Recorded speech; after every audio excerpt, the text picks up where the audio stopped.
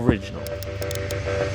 Original. I make original. It's original. Original. What does that mean? Because all my life I tried to be just that, original, but does that even exist? You could argue that there have been original ideas in the past, but I'm not sure if that's 100% true. Let's get a piece of cardboard for this. Okay, so an original idea means a new, creative, or unique concept that has not been thought of or implemented before. So basically creating something that has never ever been seen before. I don't know if that's real. Here's why. When you grow up, you learn to imitate the world around you. You copy sounds and words and eventually learn to speak. Then you copy your parents and eventually the world around you, so your friends and people you look up to. You basically take pieces from the people around you to create your own self. And I know that's kind of disturbing, but by that definition, nothing is ever original. Here's what research says. Copying others is an evolutionary shortcut. Instead of figuring everything out through costly trial and error, we inherit compressed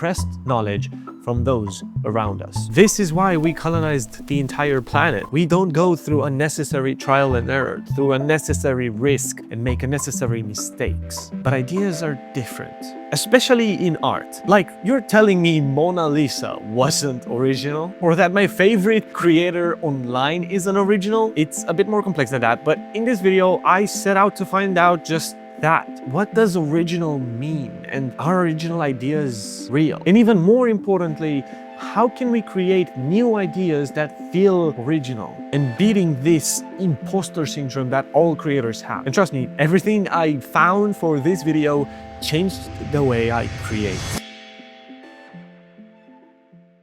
Nothing is original. That's a complicated sentence because the world around you surely wasn't copied. I mean, most of it, sure. Like, for example, all of the buildings you see follow a kind of structure. But there was a first building, the original idea. The same thing applies for content and art. And I'm mainly on this journey of finding out why nothing is original so I can make better videos. I want to make videos that people have never seen before. But every time I learn something, I feel like I'm copying another person. And there's this voice in my head constantly telling me that I will never be original. But that's not reality. You have to be influenced. That's how humans work. So I started making videos. I started making videos in the first place because I watched a lot of YouTubers and I wanted to make the same style of videos about my ideas, the things that inspire me and the things that I'm passionate about. And I think that's the most important thing here. Not copying someone, but rather being inspired. And the switch from the one and the other is kind of blurry. Let me explain. When I was young, I wanted to learn how to draw.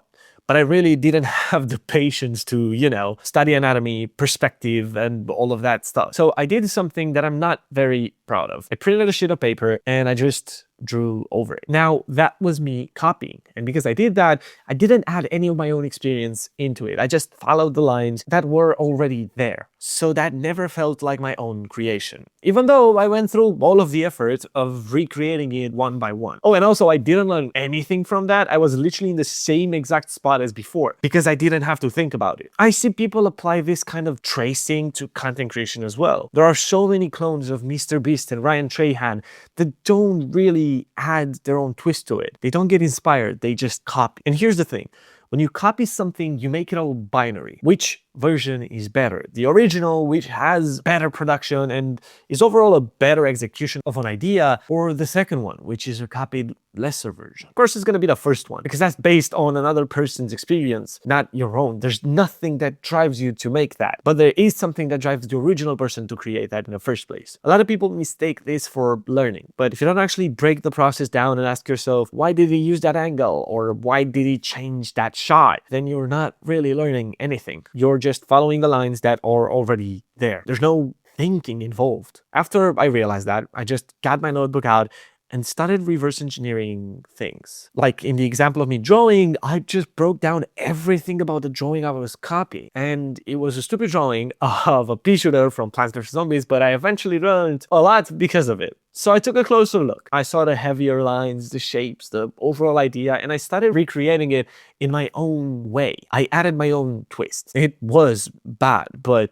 that's just because art is a process and you have to be bad at it first in order to be better. But anyway, this made it clear that there are two types of copying for me. Mirroring, aka just copying something without really thinking about it, and then using that thing as inspiration, trying to reproduce it all while understanding why that works. Everything in our world is based on the second version of copying. Schools give you examples that you have to copy and break down to learn a skill. Like, for example, in math, you're gonna copy a solved formula, ask yourself why it works like that, and then create the logic in your head. So all my life I started to innovate, but the main idea still was, is anything I'll ever make original? Because my life wasn't original. It was all an interpretation of the world around me. I was made out of jigsaw pieces from the different people in my life, and I was influenced. And there's a clear answer, but I learned to be okay with it. No, nothing I will ever do will be original, but that's kind of a good thing, because if everything I did was original, then it would be the collection of one person's brain. Now imagine what one person could create compared to 100 that are all sharing ideas and values. You're gonna have way more texture and overall development if you accept the fact that we're built to be influenced. And the moment I realized this, I actually made better videos, because I actually started looking around. I started looking at the people I followed, and I started asking why they actually chose that style. There's a whole book on this called Still Like an Artist, and it explains this idea that sure, nothing is original, but you can take pieces from different worlds and combine them to make your own version of it. So your job as a creator isn't to always have new and unheard ideas. It's actually to mix existing ones into your own version of something. Like if I made a new style entirely with my videos and I didn't learn from the world around me and I didn't really copy anything, it would have been bad, like really bad. No one would ever watch it because I didn't look outside my own bubble to see what people are doing, why they're doing it. I would have had to get through everything alone, every mistake, every trial and error, and all without even listening to any kind of feedback. I'd be stuck in a vacuum. So yeah, I understand that my ideas and my style isn't going to be original by definition, but it's better than that. It's me. It's my style, one that others might have, but it's one that was shaped from my own experiences and choices. I'm okay with that. I'll have way more texture,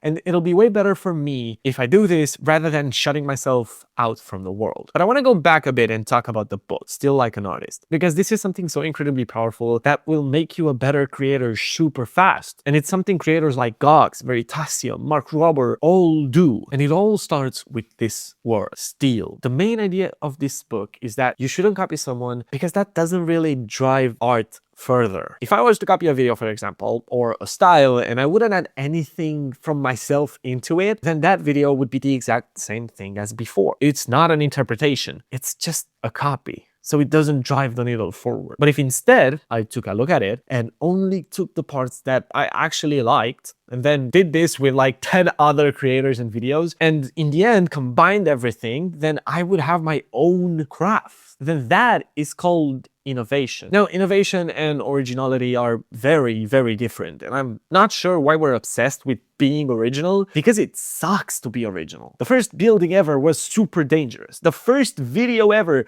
was horrible. And like the first drawing you will ever make, they're all gonna be atrocious. Is that what we're looking for? Because the best artists in the world, believe me or not, didn't create their best pieces by themselves. It's a collective effort of the worlds they lived in and the people they followed. This book is a bit more aggressive than I like, but the core idea is valid. You should allow yourself to be inspired, because ideas aren't ours. A million people can have the same exact idea. It doesn't matter. It's not yours to keep. It's not something tangible. But if you execute on it, then you add enough of yourself into it that it becomes yours. I hope that makes sense. It sounded kind of weird. Anyway, so I started stealing like an artist. I watched the best videos from people I aspire to, and I put all of the ideas in a mood board. Then I started asking why I liked a certain thing, and I found out even more about that style. Like, for example, I love the mixed media feel, and I watched a lot of Casey Neistat's videos, but I did not understand why I loved it. So after becoming a creator, I started studying his content, and I found that the core idea behind his content was make it now and don't worry about making it perfect. And that resonated with me. So I started using whatever I had lying around, and I just made content that seemed really creative because of it. If I was just copying his style entirely, then I would have been copying Casey. But instead, I just kept on doing this with my favorite YouTubers.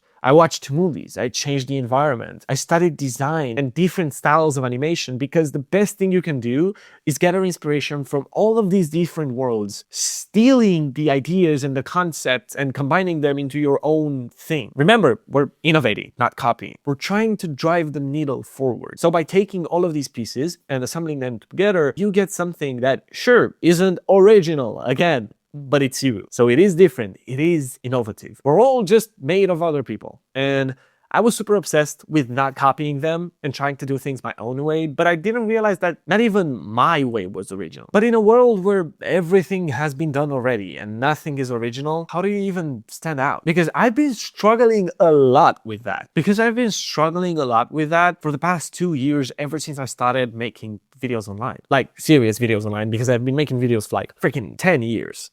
And I'm not sure I have the answer, but I think I have a version of it. Here's what I think. You're the different. Everything you see around you has been influenced by someone. The buildings, the aesthetic, even the trees you see in nature, all have evolved because of trial and error and because of what worked and what didn't. So there's nothing truly original. You're the difference. All of the experiences you had and all of the trials and errors you've gone through create this kind of special element. Like, I'm a bunch of things. I'm a nerd who likes Pokemon, so you might see Pokemon cards in my videos. I'm a guy who likes art and design, so you'll see compositions that resemble those. I also love movies and animation and so on, and I'm passionate about all of these things. There's not going to be some special original idea that nobody's ever thought of, but you are going to be the first one to do it like you. There's nobody exactly like you, and that's the beauty of evolution. Execution is the most important thing, and as long as you do it, it'll always be different. Anyway, that's it for this video. And I just wanted to say that I'm really happy you watched this far, like until the very end. It means a lot to me because I've always dreamed of making videos that are interesting to people. So if you found this video interesting, then subscribe, because I'm gonna be posting twice a week. I also post daily on Instagram over at robotfilm. So if you want even more content, just follow me. If you want me to make videos about anything related to content creation and the art of making videos, let me know, because I'm open to everything and I'm also here to answer any questions you may have. Thank you again for watching this video, and see you in the next one.